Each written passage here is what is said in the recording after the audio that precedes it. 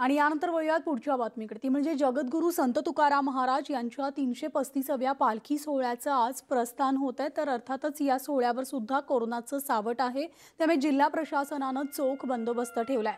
केवळ 50 मानकऱ्यांच्या उपस्थितीमध्ये हा सोहळा पार पडण्याचे निर्देश देण्यात आलेत आणि सोबतच देहू परिसरात जमावबंदीचा आदेशही लागू केल्यामुळे देहू ग्रामस्थांव्यतिरिक्त इतर कुणालाही गावात प्रवेश दिला जाणार नाहीये।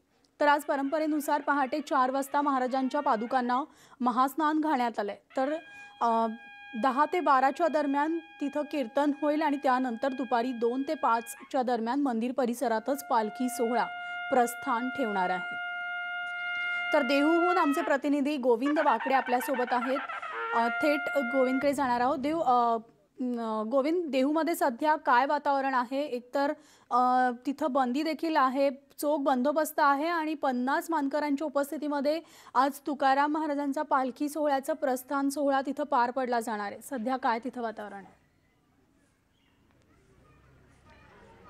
म्हणाली खरं तर हा सोहळा आहे, मात्र कुठेतरी एक उदासी या सोहळ्यावर दिसतीये। एकही वारकरी इथे दाखल झालेला नाही आहे। हे वारकरी संप्रदायाचं वैशिष्ट्य आहे। वरिष्ठांनी त्यांच्या जे आहेत पालखी सोहळा प्रमुख आहेत त्यांनी प्रशासनाने त्यांना आव्हान केलं होतं की देहूमध्ये आज दाखल व्हायचा नाही आहे आणि घरात बसूनच पालखी सोहळ्याच्या प्रस्थानाचा आज लाभ घ्यायचा आहे। त्यानुसार एकही वारकरी दाखल झाला नाही। मात्र ज्या नित्यविधी असतात त्या आता सुरू झालेल्या आहेत। आत्ता मंदिरामध्ये काल्याचं कीर्तन सुरू आहे आणि आपण जर बघितलं तर इथे ह्याच रथातून दरवर्षी जगद्गुरू तुकाराम महाराजांचा पालखी सोहळा हा पंढरपूरकडे प्रस्थान होतो। या रथामध्ये असलेल्या पादुकांचं दर्शन घेण्यासाठी लाखो वारकरी गावागावातून आपल्याला आपण माहिती आहे की कशा पद्धतीने दर्शन घेण्यासाठी त्यांची रीग लागत असते। आपल्यासोबत महाराज आहेत, त्यांच्याकडनं जाणून घेऊया। माऊली, यावर्षी आपल्याला जाता येणार नाही आहे कोरोनामुळे खरं तर, परंतु दरवर्षी जे आपण प्रतीकं नेतो, पादुका हे प्रतीक आहे, हे जे सगळे संतांचे प्रतीक घेऊन आपण आषाढी वारीला पांडुरंगाच्या भेटीला जातो, त्या प्रतीकांची माहिती सांगा थोड्या। काय काय प्रतीकं आहेत आणि कोण कोण मानकरी असतात? यावर्षी कोरोनामुळे हे जाणार नाही, काय भावना आहेत? निस्तेच पादुका नसतात तर प्रतिकं नसतात, तर साक्षात हजारो भाविक, लाखो भाविक ज्या पादुका असतात ते म्हणजे साक्षात तुकाराम महाराज आमच्याबरोबर चालण्यासाठी असतात। हा दृढ निश्चय ठेवून सगळे हा पालखीच्या सोहळ्याला आवर्जून चालतात। म्हणतात संपदा सोहळा नावडे मला, लागला टळका पंढरीचा, जावे पंढरीची आवड मला। कधी एकादशी त्या पांडुरंगाकडे मी कधी जाऊन भेटतो आणि कधी मी ते भेटी लागे जेव्हा लागलेच असं बाहेर राहतं त्याचं वाटतं, त्याची मी त्या भगवंताला कधी भेटतो, मी मला त्या संग जीव कधी माझा एक होतो।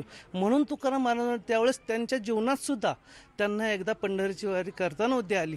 त्यांच्या पायाला आजार झाल्यामुळे त्यांना वारी करता नसल्यामुळं त्यांनी तुकाराम महाराजांनी एक नाही दोन नाही तर 66 अभंग पत्रिकेचे तुकाराम महाराजांनी त्यावेळेस लिहिले गेले आणि त्यावेळेस म्हटले की माझा आज काय चुकलं पांडुरंगा की मी पंढरीचं पांडुरंगाचं मी तर दर्शन माझ्या जीवनात मला ते झालं नाही आहे आणि तू का मला असा दृष्ट दोष दिला आहे की तू त्याच्यामुळे मी पाहू शकलो नाही ही गोष्ट आणि माझ्या जीवनामुळे मी कोणतं असं पाप केलं होतं की मला आता तू संतांच्या मार्फत ऋषींच्या मार्फत अशी मला कोणता तरी मला संदेश पाठव। तुमच्या भावना अनावर होत आहेत, परंतु आता पांडुरंगाला समस्त वारकऱ्यांच्या तर्फे पांडुरंगाच्या चरणी तुम्हाला जे वारकरी आहात तुम्ही आज या सोहळ्याला उपस्थित आहात, तिथे तुम्हाला मागणं मागायचं आहे। काय मागणं मागणार आहात? या संकटातून निघालं पाहिजे आपण।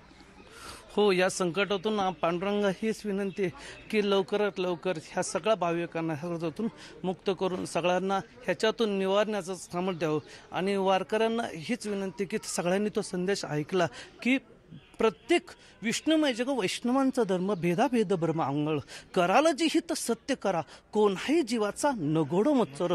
तुकाराम महाराज म्हटले की हे विष्णुमय जग आहे, वैष्णवांचा धर्म आहे आणि कोणत्याही मनुष्याला आपल्याला जर कोरोना झाला असेल तर आपल्यामुळे तो दुसऱ्याला बाधित होऊ नये आणि तो त्याच्यापासून तो सावरला गेला पाहिजे आणि त्याच्यावरून तो टिकला गेला पाहिजे। म्हणून आपल्याला झाला असेल तर मग काय एकत्र यायचं? म्हणून तुकाराम महाराजांनी हरिपाठाच्या चरण म्हटले की ठाईचे वेसूनी करायक चित्त आवडे आनंद टाळावा आणि हा संदेश सगळ्या आमच्या वारकरी भाविकांनी त्या संदेश त्याचं परिपूर्ण पालन केलं आणि खरंच आज बघितलं देवगावात ह्या टायमाला फुल गर्दी गच्च भरलेली असते, पण त्या नाही भक्तांचा मेळा नाही आहे। पण जसं बघितलं की ऊन वारा पाऊस कशाची तमा न बाळगता वर्षानुवर्ष ही परंपरा वारकऱ्यांनी जी पायीवारीची होती ती सुरू ठेवली होती. यावर्षी पायीवारीला खंड आहे, मात्र सोहळा जो आहे तो आज प्रस्थान ठेवणार आहे आणि प्रस्थानानंतर पादुका ह्या भजनी मंडपातच विसावणार आहेत आणि कुठेतरी या सगळ्या सोहळ्याचं प्रक्षेपण जे आहे किंवा दृश्य जे आहेत ते टी व्हीच्या माध्यमातून बघून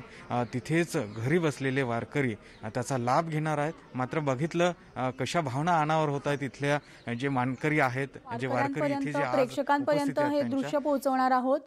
त्याचबरोबर अखंड हरिनाम सप्ताहाची सांगता जी आहे ती खरं तर काल्याच्या कीर्तनानं होत असते, तर त्याला सुरुवात झाली आहे का गोविंद?